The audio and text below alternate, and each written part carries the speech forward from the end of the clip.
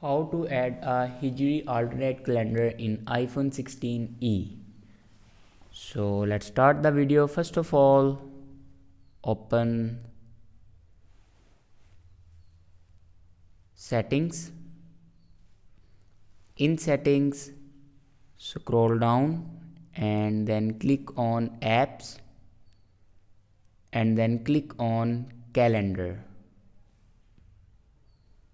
Now here you can see the option alternative calendars. Now click on it and then click on Hijri.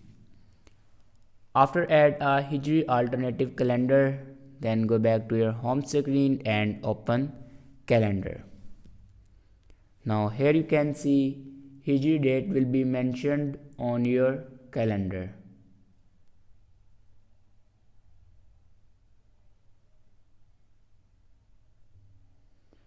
So this is the way to add alternative Hijri calendar in iPhone 16e. I hope this video is helpful for you. Thanks for watching.